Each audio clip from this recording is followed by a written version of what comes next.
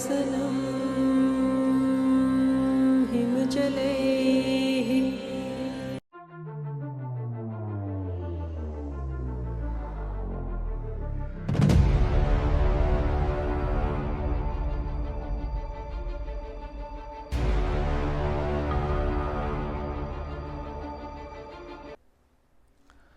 안녕하세요. 바우따 자우입니다. 반갑습니다.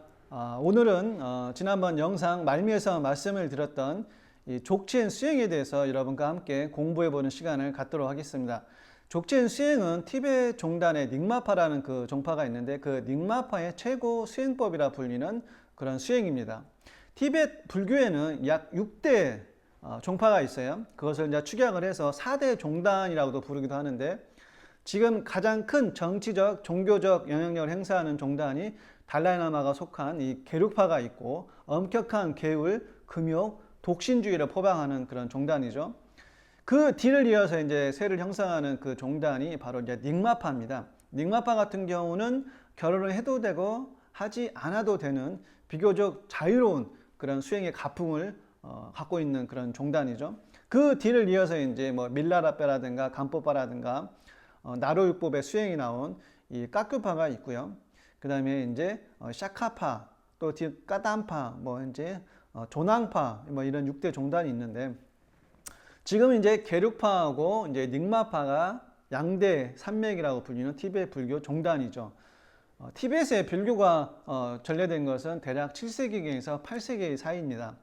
제 33대 국왕인 이 송첸 캄포라는 그 왕이 티베트에 이제 처음으로 이제 불교를 받아들이기 시작을 하죠. 이 송첸 캄포의 업적이 좀 많이 있는데요. 이 송첸 캄포는 그 당시 티베트는 유목민들 부족국가 왕국이 여러 곳 있었어요. 이제 최초로 이제 주변 왕국을 다 점령을 해서 통일시킨 왕이 바로 이 송첸 캄포라는 왕이고, 그 당시 이제 당나라 실크로드 길이라 불리는 이 비단길, 그 다음에 스촨성 방면 등을 이제 압박을 많이 합니다. 이 송첸 캄포 왕이 그 당나라 황실에 당신 나라의 그 공주에 있는 뭉성 공주를 나한테 시집 보내시오라고 요청을 하는데, 당시에는 이제 당나라 황실에서 거절을 해요. 송첸 캄포 왕이 20만 대군을 이끌고 당나라를 압박을 합니다.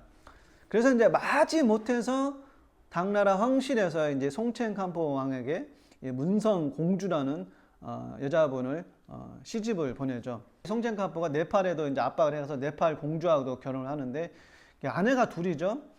뭐 그 외에도 여러 아내가 있었겠죠. 가장 대표적인 그 아내가 당나라 황실의 그 문성 공주하고 네팔의 공주인데 이 두 아내 다 굉장히 독실한 그런 불교 신자였어요. 불교에 또 관심이 많아진 이 송첸 캄포가 이제 북인도에 여러 학자들, 지식인들을 보내서 다양한 언어를 습득하게 하고 돌아온 학자들을 대상으로 이제 자기 나라의 고유한 그 언어를 만들기 시작합니다. 우리나라로 치자면 이제 세종대왕급이죠. 한자 영향을 받지 않고 자기만의 독특한 그 티베트 문자를 창안을 해요. 인도에서 들여온 이제 불교의 여러 경전들을 티베트 문자로 번역을 합니다. 티베트 불교 역사에 있어서 이 송첸 캄포가 제1대 법왕이다 이렇게 부르기도 합니다.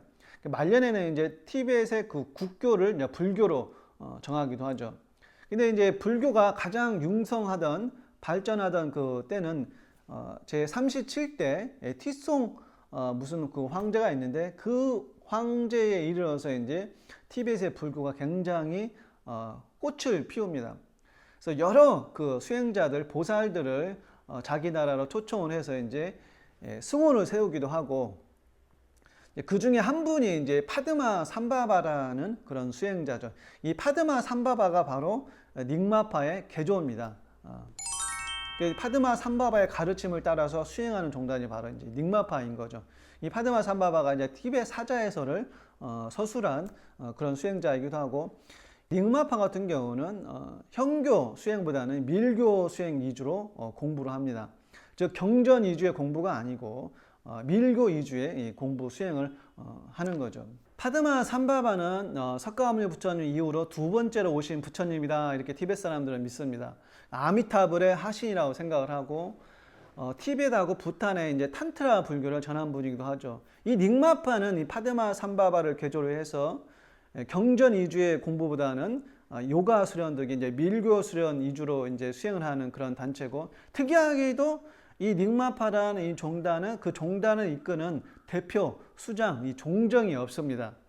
공속으로 계속 유지가 되다가 1959년도에 인도 다람살라에 이제 망명 정부가 세워지면서 그 망명 정부의 요청에 따라서 그래도 너희 단체도 너희 종단도 너희 종단을 대표하는 그런 종정이 필요하지 않겠냐 해가지고 그때부터 임기제로 이제 종정이 추대가 됩니다. 그래서 이제 몇몇 분들이 계속 이제 계승하면서 유지가 되다가 2018년도에 카톡 개체 니포체라는 분이 이제 입적하는 바람에 현재까지는 공속으로 유지가 되고 있어요. 몇몇 분들이 추대가 되긴 했지만 다 그 자리를 사양을 했습니다. 족첸 수행이라는 게 이제 뭐냐면은 내가 생각하고 내가 말하고 행동하는 바를 일상생활에서 면밀히 관찰을 해서 한시라도 내 여여한 부동의 자리, 불성의 자리에서 떠나지 않도록 수행하는 것이 바로 이 족첸 수행입니다. 티베트어로 족첸의 그 족의 뜻은 원만하다라는 뜻이 있고요. 첸은 크다라는 뜻이 있습니다. 대원만, 대구경, 대완성 이론상의 의미가 있다. 이제 이렇게 해석을 합니다. 불성을 증득하고 이 참나를 깨친 사람은 지금 여기 있는 그대로가 모든 것이 다 완전합니다. 그 무엇 하나 부족함이 없고 충만하죠. 어딘가로 도달해야 될 그런 언덕이 없고 목적지가 없습니다. 순간순간이 충만하고 긴장됨이 없는 거죠. 그래서 무언가를 바란다거나 원한다거나 구한다거나 무언가를 소유하지 않고 있는 그대로 항상 여여하고 완벽한 그 상태가 바로 이 족첸 수행의 요결이라고 이제 말할 수가 있죠. 즉 자유롭고 구속됨이 없는 본성에 머무르는 것이 바로 족첸 수행입니다. 우리가 일상생활을 하면서 맞닥뜨리는 여러 가지 상황, 환경, 조건들이 있잖아요. 다양한 이 사바세계의 모습들이 있습니다. 그러나 내가 경험하는 이 모든 세계는 하나의 경험이고 인식 작용일 뿐이지 그것이 실체가 없다는 거죠. 무상하고 무하고 고라는 겁니다. 족첸 수행은 이 무상하고 무아인 이 세계에 빠지지 않는 거예요. 내가 경험하는 다양한 이 사바세계의 모습들을 나라고 여기지 않으면, 내 거라고 여기지 않으면, 그것에 집착하지 않으면 거기에서 일어나는 슬픔, 상처, 고통, 상실, 희노애락 여러 가지 감정들에 끄달리지 않을 수가 있거든요. 그래서 족첸 수행은 항상 여여한 중심에서 자정하기 때문에 마음에서 일어나는 슬픔, 감정, 다양한 복잡 미묘한 이런 인간의 여러 감정들을 알아차림합니다. 거기에 끄달리거나 구속됨이 없이 사로잡히지 않는다는 거죠. 이것이 바로 족첸 수행의 요결이라고 볼 수가 있습니다. 그래서 족첸 수행은 지혜로서 공송의 도리를 관하고 자비로서 현실 생활에서 합의를 하는 것이 바로 이제 족첸 수행입니다. 이 족첸 수행에는 이제 두 가지 수행법이 있습니다. 택조 수행법이라는 것이 있고 토갈이라는 수행이 있는데, 택조 수행은 즉 미혹의 뿌리를 그 근본부터 니급하의 칼로 자른다 이렇게 얘기를 합니다. 니급하의 칼이라는 것은 각성 상태를 의미를 해요. 즉 고요한 이 본성이라는 바다 안에서 참나 자리에서 우리가 파도가 칩니다. 생각, 감정이라는 이 파도가 끊임없이 일어나죠. 왜냐하면 우리가 이 현상계에 살아나기 위해서는 끊임없이 판단하고 해석하고 무언가를 결정하면서 살아가지 않을 수가 없다는 거예요. 이 세계에서는 우리가 무언가가 되지 않을 수가 없고 무언가를 하지 않을 수가 없습니다. 끊임없이 움직여야 된다는 거죠. 그러나 그 움직이는 모든 현상들이 사실은 이 본성이라는 바다의 하나의 애연이다, 현현이다. 이렇게 이제 공성의 도리로 가는 거예요. 내 생각, 감정이 일어났을 때 그 생각, 감정이라는 것은 이 현상계에서 필수 불가결한 요소지만은 그것이 본래 무상한 것이고 무하고 고라는 거죠. 근데 일어나는 생각, 일어나는 감정에 우리가 구속이 되고 속박이 되면 수많은 애곡과 오류가 일어나고 가치 판단이 잘못된다는 거예요. 그래서 이제 이런 오류에 빠지지 않기 위해서 우리가 정견할 필요가 있습니다. 그래서 택조 수행에는 정견이 있고 명상이 있고 이제 행이라는 것이 있어요. 정견이라는 것은 바른 관찰, 바른 지혜로서 내 마음의 뿌리를 본다는 거죠. 그래서 생각, 감정이 항상 여의한 본성의 바다에서 일어나는 하나의 인식 작용일 뿐이다라고 관하는 것이 바로 이제 공성의 도리로 관한다 이런 뜻입니다. 우리가 생각, 감정을 하나의 실체로 여기고 그 경험의 내용물을 나라고 여기게 되면은 거기서 이제 고가 발생을 하죠. 고통이 생깁니다. 그래서 우리가 윤회라는 이 미망의 세계에 빠진 이유도 바로 거기에 있다는 거죠. 생각, 감정이라는 것은 끊임없이 변화하고 무상한 것입니다. 가만히 내버려 두면 본래 자리로 돌아가요. 근데 우리가 가만히 내버려 두지 않고 막 쑤셔꾸리고 막 이렇게 희적거리고 뒤적거리기 때문에 그 생각, 감정이 더 복잡해지는 거죠. 단순해지지 못한다는 거예요. 예. 소박해지지 못한다는 거죠. 그래서 택초 수행에서 이제 정견이 굉장히 중요한 아르만이다. 그리고 이제 토갈이라는 그 수행이 있는데, 토갈은 쉽게 말하면 직지인심 견성성불의 그런 수행법입니다. 곧바로 사람의 마음을 가리켜서 이제 본래 그 자리로 돌아가게 하는 그런 수행이에요. 그래서 택초 수행이 원만해지고 완숙해지면 이제 토갈 수행으로 가기도 하는데, 이거는 이제 어여간 이 두 가지는 서로 이제 상입하는 그런 수행이고 스승의 지도가 어느 정도 필요하다. 그래서 이제 제가 앞서 이제 공성의 도리를 얘기를 했는데, 공성에는 이제 5가지 특덕이 있습니다. 공성의 첫 번째 지혜는 모든 것을 품어안는 공간 같은 지혜입니다. 여러분, 공, 허, 무가 있어야 유의 쓰임이 생기는 거죠. 진공이 있어야, 공이 있어야 그 안에서 묘유가 생합니다. 공, 허, 공간이 있기 때문에 이 우주를 담아낼 수가 있고, 태양계를 담아낼 수가 있고, 이 지구를 담아낼 수가 있고, 지구 안에 살아가는 모든 생명체들을 이 공간 안에서 담아낼 수가 있습니다. 나무며 산이며 들이며 강이며 이런 것들 다 담아낼 수가 있는 거죠. 이 공간 같은 이 공성의 지혜는 치사, 분별, 간택심이 없습니다. 아름다운 사람이라 해서 그 사람을 더 담아내거나, 추한 사람이라 해서 그 사람을 담아내지 않거나, 마치 햇볕이 악인이라 해서 덜 비추거나 선인이라 해서 더 많이 비추거나 하지 않는 것처럼, 이 공성의 지혜 안에서는 모든 것들을 다 담아냅니다. 아름답거나 추하거나 가난하거나 부자거나 똑똑하거나 똑똑하지 못하거나 이러한 구별이 없는 거죠. 부차다, 중생이다, 이러한 차별이 없습니다. 이것이 바로 공성의 첫 번째 지혜입니다. 여러분, 이제 그 노자 도덕경 11장에 이런 글귀가 있어요. 30개의 바퀴살이, 옛날에는 이제 수레를 끌고 소나 말이 끌고 다녔잖아요. 근데 그 30개의 바퀴살이 다 어디로 모여 있습니까? 바퀴축에 모여 있습니다. 근데 그 바퀴축에 그 공간이 있기 때문에 이 수레가 돌고 나아갈 수가 있는 거거든요. 여러분, 진흙으로 도자기를 만들 때 그 도자기 안에 공간이 있기 때문에 도자기의 쓰임이 생깁니다. 우리가 창문과 문을 뚫어서 방을 만드는 것은 그 방 안에 허가 있기 때문에 방에 쓸모가 있는 거거든요. 우리가 이제 흙을 빚어서 도자기를 만들고 나무로 빚어서 이 집을 만들듯이, 인간의 몸은 무엇을 필요로 할까요? 마음이라는 공간이 있어야 됩니다.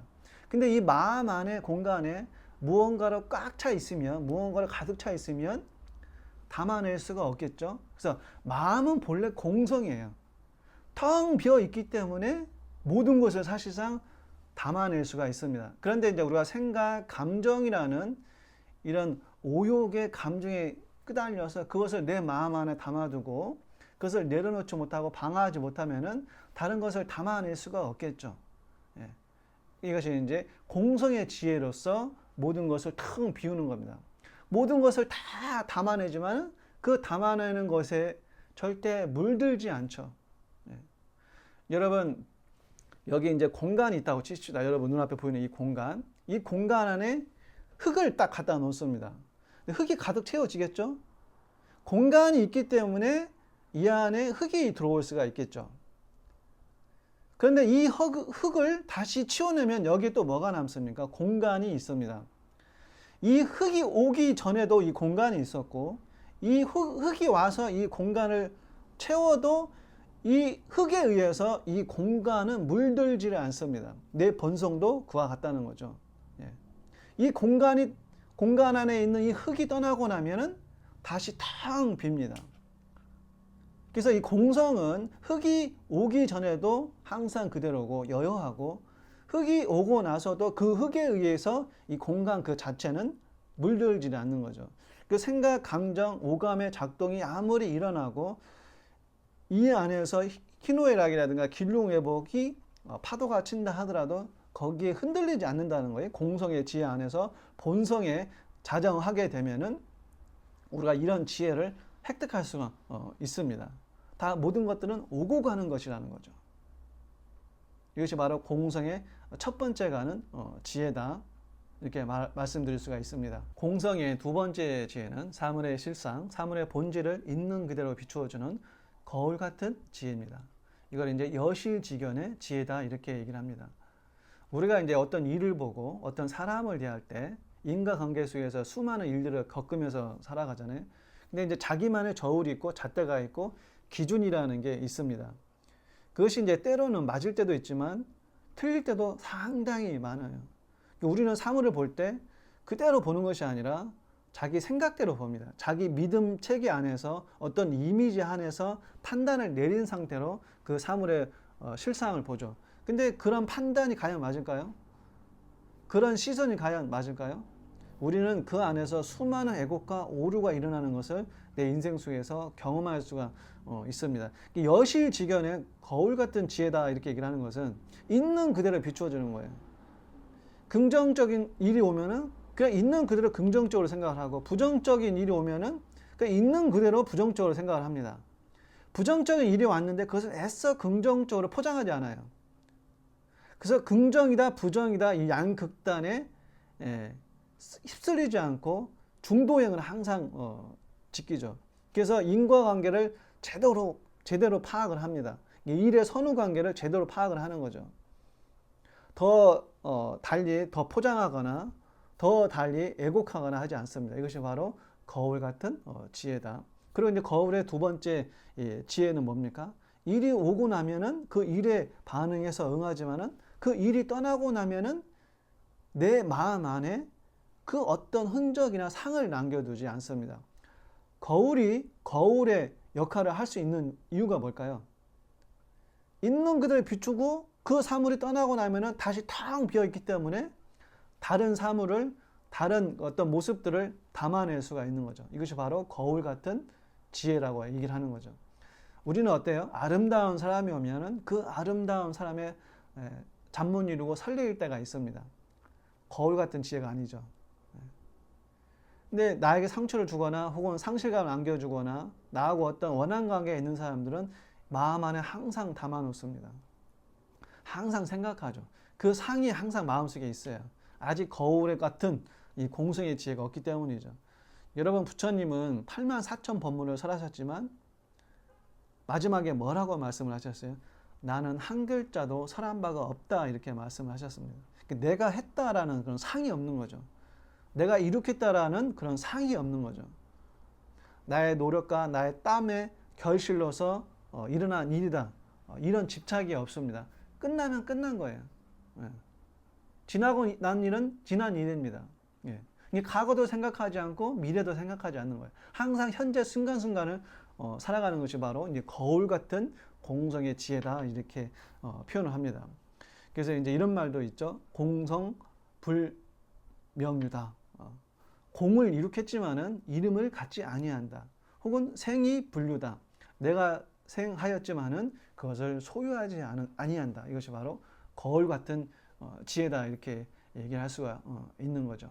공성의 세 번째 지혜는 평등의 지혜입니다. 그 어떤 것에도 치우침이 없고 그 어떤 것에도 쏠리지 않는 균형을 이룬, 중도를 이룬 지혜가 바로 이제 평등의 지혜죠. 그래서 공성의 지혜 안에서는 모든 생명이 다 평등합니다. 모든 생명체가 다 진여의 불성을 갖고 있기 때문이죠. 위로는 부처, 성인, 보살, 아래로는 뭐 바퀴벌레나 지렁이나 뱀에 이르기까지 생명의 무게는 다 똑같죠.